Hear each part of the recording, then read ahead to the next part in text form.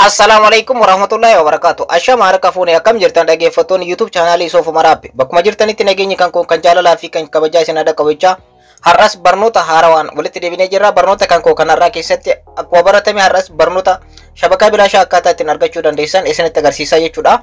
Egaa aappiin har'a isinitti agarsiisu kun kanaan dura itti fayyadamaa turre yeroo dheeraadhaaf aappii nu tajaajilaa turedha. Aappiin kun dhaabbatee ture amma immoo bifa haarawaan hojii eegalee jira jechuudha. Shabakaa bilaashaa kun akka ajaa'ibaatti hojjeta. Liivii irratti zuumii adda addaa irratti itti fayyadamuudhaaf illee baay'ee tokko saffisa qaba jechuudha. Aappiin kun kanaan dura faayila hin qabu amma faayila mataa isaa qaba jechuudha. Faayila kanallee isa argachuu kan dandeessan aappicha isa argachuu kan dandeessan viidiyoo har'aa keessatti isinitti agarsiisa. Shabakaan bilaashaa kun zeeyin irratti jawii irratti akkanumallee moobaayilii abbaa riyaala 60 irratti akkanumallee sawaa irratti baay'ee isiniif hojjeta jechuudha. Egaa aappii kana isa argachuu akka dandeessanii faayilii kana isa argatanii akka itti fayyadamtan isinitti agarsiisa. Ani mooyedha chaanala kan koo Soofu Maraabbi irraa warroonni yeroo jalqabaatiif gara YouTube chaanalii kanaatti dhuftan subscribe gochuu gara maatiiwwan keenyaatti dabalamaa akkanumallee mallattoo notification all irra gochuun dagatanaadha. Yeroo hunda viidiyoo haarawaa yeroo galleessu akkasin dhaqqabuuf maatiiwwan chaanalichaa like share gochuudhaan eegalaadha. Gara barnoota keenyaatti ceena. Egaa duraan dursee aappii kana isa argachuu akka dandeessan isinitti agarsiisu. Aappii kana salphumatti Play Store irraa argachuu dandeessanii. Akkanumallee linkii isaa description jala isiniif kaa'ee jira. Bakka viidiyoo kanatti daawwattan description jala ni argattu. Akkanumallee chaanala kan koo kan Telegraamaa irraa salphumatti ni argatanii.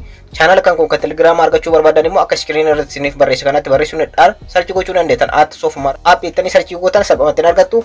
Akkanumallee description jira linkii isaa argachuu dandeessanii. Play Store irra ni seentu.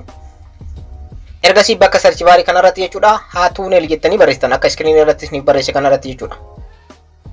Akkuma screen irratti isiniif barreesse kanarratti jechuudha haatuunel plus ka jettu akka haala kanaan barreessitanii isa kanarratti kilik gootan. Egaa aappiin kun kanaan dura akkanan turre amma jijjiiramee bifa haarawaan dhufe jechuudha. Aappii kana jalqaba gara bilbila keessanitti uninstall gootan. Aappiin bifa kanaan hojjetaman sadiitu argama jechuudha. Linkii isaa description jala isiniif kaa'a. Garuu inni kun namoota miliyoona 10 oltu itti fayyadamaa jira. Kanaan garaagarummaa qaba jechuudha. Isaan feekiidhaaf hojjetaman illee waan jiraniif jechuudha. Isa kana gara bilbila keessanitti uninstall gootan jechuudha. Aappii kana akka dogongorreef linkii isaa description jala ni argattu. Akkanumallee chaanala kan koo kan Telegiraamaa irraa ni argattu. Egaa aappicha erga buufattanii booda jechuudha dhaggeeffattoota kan koo open gootan. Egaa asirratti restart aappii ka jettu jirti. Ishee kana kilik gochuudhaan restart gochuu dandeessu. Asirratti immoo later ka jettu kana kilik gochuudhaan ergasii immoo okay jettanii ergasii ammas okay jettan jechuudha. Aappicha keessa yeroo seentan haala kanaan seentan jechuudha. Dhaggeeffattoota kan koo haala kanaan aappii kana keessa seenuu ni dandeessu. Aappii kana namoonni kanaan duratti fayyadamaa turtan asirratti tuqaa sadii kana kilik gochuudhaan ergasii immoo check updates ka jettu kana kilik gootanii update gootan jechuudha. Check gootan update gochuu keessa warroonni kanaan duratti fayyadamaa turtan jechuudha. Aappichi keessa yeroo seentan kana fakkaata jechuudha. Dhaggeeffattoota kan koo isa kana isa jalqabaa kanarratti jechuudha. Asirratti akkaataa itti fayyadama isaa isa jalqabaa kana random ka jedhu ka jalqabaa kanarra godhatan jechuudha. Isa jalqabaa kana bakkuma jalqabaa kanarratti dhiiftan jechuudha. Bara kana isa jalqabaa kanarratti dhiiftan.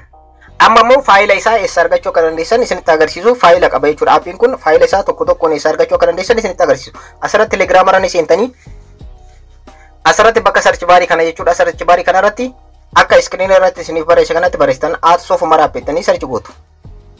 Soofu Maraabbi jettanii jalqaba irratti kan isin dhufu Soofu Maraabbi Media ka jedhu kana keessa seentan jechuudha. Akka dogongorre Soofu Maraabbi Media ka jedhu kan jalqabaa keessa seentanii. Egaa salphumatti linkii chaanala kan koo kan Telegiraamaa akka argattaniif bakka viidiyoo kanatti galchisu description jala ni argattan jechuudha. Linkii chaanala Telegiraama kan kooti. Asirratti immoo dhaggeeffattoota kan koo faayilii kanaadha jechuudha. Faayilii warroonni sawaadhaaf STC free ka jedhu faayilii isaa isa kanaadha. Akkanatti STC jedhee isinitti agarsiisaa jira.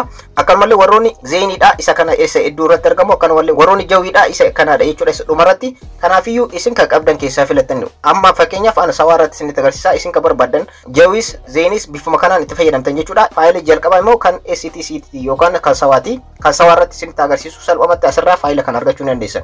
Asirratti kilik gootanii faayiluma kanarratti download gootan jechuudha. Jalqaba bakka kana tuquudhaan download gootanii ergasii yoo download gootan bifa kanaan isin dhufa. Asirratti kilik gochuudhaan aappicha isin filachiisa jechuudha. Aappii haatuunel ka jedhu kanarratti kilik gootanii aappii isaa isin filachiisa jechuudha. Beeksisa kana X gootan jechuudha. Beeksisa kana X gootanii beeksifni isin dhufuu danda'a. So akkuma asirratti argartan haala kanaan faayila guutuu asirratti select isiniif godha jechuudha. Akkuma asirratti argartan select isiniif godha faayila guutuu jechuudha.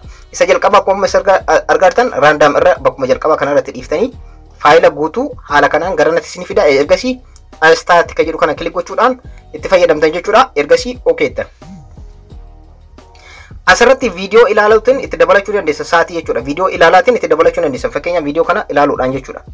akkuma argartan connect taasisee jira asirratti hojii irratti argama jechuudha. Akkuma asirratti argartanii connect ta'ee jira. Haala kanaan itti fayyadamtanii asirratti sa'aatii dabalachuu barbaaddan add time kan jedhu kana kilik gochuudhaan beeksisa adda addaa ilaalaatiin itti fayyadamuu ni dandeessanii. Beeksisa yeroo ilaaltan asirratti sa'aatii isiniif ida'aa jechuudha. Haala kanaan itti fayyadamtanii amma hojii eegalee jira akkuma asirratti argartan jechuudha. Haala kanaan itti fayyadamtanii asirratti warroonni zeenis isa jalqaba gidduu irratti argamu kana jechuudha. Zeeni jedhee qastiidhaan gara olitti itti agarsiisaa jira. Haala kanaan isa hedduu kana irratti warroonni sawaas haala kanaan itti fayyadamtan jechuudha. Egaa faayila isaa asirraa argachuu dandeessanii salphumatti liinkii telegiraama kan kootii diskiripshinii jalaan argattanii bifa amma duratti isinitti agarsiise kanaan immoo salphumatti sarjii gochuu dandeessan jechuudha. Aappii kana bifa kanaan itti fayyadamuu ni dandeessanii. Bifa salphaa qaba, isteeppii baay'ee tokko ta'ee qaba. Haala kanaan faayila kanatti fayyadamtanii shabakaa bilaashaa kanneen zeeni irratti, sawaa irratti fi jawii irratti itti fayyadamuu dandeessan. Barnoonni kan koo kanarraa kana fakkaata. Akka irraa baratan abdiin qaba. Warroonni YouTube channel kanaaf haaraa ta'an subscribe gochuudhaan gara maatiiwwan keenyatti dabalamaadha. Maatiiwwan channel like share gochuun dagatinadha. Yeroo biraa barnoota biraatiin walitti deebina. Horaa bulaa.